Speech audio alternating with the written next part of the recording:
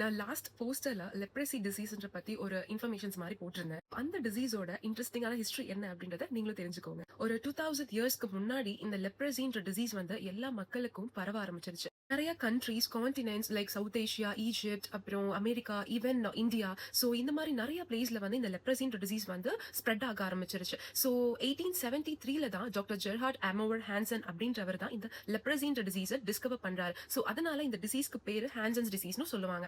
இந்த leprosy affect ஆன peoples எல்லாரும் எப்படி இருப்பாங்க அப்படின்னா பார்க்கவே ரொம்ப கொடூரமா இருப்பாங்க. ஏன் அப்படின்னா அவங்களுடைய போன் டிஃபார்மிட்டிஸ் ஆயிடும். அதாவது உங்களோட ஹேண்ட்ஸ்ல இருக்க போன், அதுக்கப்புறம் உங்க டோஸ்ல இருக்க போன் எல்லாமே பாதியா குறைஞ்சிரும். ஸோ அது போன் எல்லாமே ரீஅப்சார்ப்ஷன் ஆக ஆரம்பிச்சிடும். நெக்ஸ்ட் அவங்களுடைய நர்வ்ஸ் எதுவுமே வேலை செய்யாது. அதாவது பெரிஃபரல் நர்வஸ் சிஸ்டம் அப்படின்ற அந்த நர்வ்ஸ் எதுவுமே வேலை செய்யாது. So except CNS, that is அந்த பிரெயின்ல இருக்க நர்வ்ஸும் ஸ்பைனல் கார்ட்ல இருக்க நர்வ்ஸும் மட்டும் தான் வேலை செய்யும். மற்றபடி நம்மளோட உடம்புல இருக்க எல்லா நர்வ்ஸுமே எதுவுமே வேலை செய்யாது. ஸோ அதனால அவங்களுக்கு வந்துட்டு எந்த பிளேஸ்ல நம்ம டச் பண்ணாலும் சரி, லைக் பிரிக் பண்ணாலும் சரி, அவங்களுக்கு எந்த ஒரு ஃபீலுமே இருக்காது. கம்ப்ளீட்டா நம்னஸ் ஆயிடும். அதாவது எப்படின்னா எல்லா பிளேஸ்லயுமே அந்த டிஸ்கலரேஷன் இருக்க பிளேஸ் ஆரல்ஸ் அந்த அஃபெக்ட் ஆன ஸ்கின் பேச்சஸ்ல எல்லாமே உங்களுக்கு எப்படி இருக்கும்னா மறுத்து போயிடும். உங்களுக்கு டச் பண்ணா கூட எந்த ஒரு சென்சேஷனும் இருக்காது.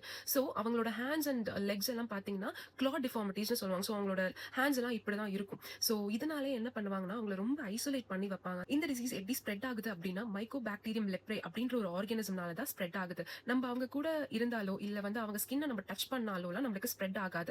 அந்த அஃபெக்ட் ஆன பர்சனோட ரெஸ்பிரேட்டரி டிராப்லெட்ஸ் மூலமா தான் நம்மளுக்கு வந்து ஸ்ப்ரெட் ஆகும். அவங்க ஸ்னீஸ் பண்ணாலோ, அதாவது தும்மினாலோ இல்லாட்டி வந்து அவங்க இரும்பினா மட்டும் தான் அந்த டிராப்லெட்ஸ் நம்ம கிட்ட வரும். ஸோ நம்ம அது க்ளோஸ் கான்டாக்ட்ஸ்ல இருக்கிறப்போ தான் நம்மளுக்கு வந்து அது ஸ்ப்ரெட் ஆகும். ஓகே, 1943ல டாப்சன் அப்படின்ற ட்ரக்கை இன்ட்ரடியூஸ் பண்றாங்க. அந்த சிங்கிள் ட்ரீட்மெண்ட்னால சில பேருக்கு ஒரு நிறைய பேருக்குமே அந்த ட்ரீட்மெண்ட் ஒர்க் ஆகல. பிகாஸ் அது ரெக்கரன்ஸ் ஆயிட்டே இருந்தது. ஸோ 1981ல தான் இந்த மல்டி ட்ரக் தெரப்பி அப்படின்ற ஒரு ஸ்ட்ராட்டஜியை இன்ட்ரடியூஸ் பண்றாங்க. இந்த மல்டி ட்ரக் தெரப்பில ஒரு 2 to 3 ட்ரக்ஸ் ஆஃப் காம்பினேஷன்ஸ் இருக்கும். அது என்னன்னா டாப்சன், ரிஃபாம்பிசின் அண்ட் குளோஃபாசமைன். இந்த 3 ட்ரக்ஸும் சேர்ந்து தான் இந்த மல்டி ட்ரக் தெரப்பிக்கு கியூரபிள் அப்படின்னு சொல்லிட்டு கொடுக்குறாங்க இந்த லெப்ரசில.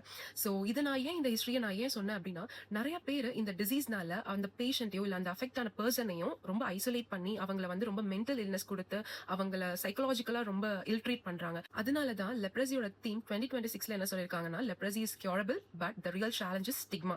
ஸோ நீங்க எல்லாரும் கொஞ்சம் அவேர்னஸ் ஸ்ப்ரெட் பண்ணுங்க அண்ட் ப்ரிவென்ஷன் அண்ட் மேனேஜ்மெண்ட் நீங்களும் எப்படி என்னன்றதை தெரிஞ்சுக்கோங்க. So take care, bye by.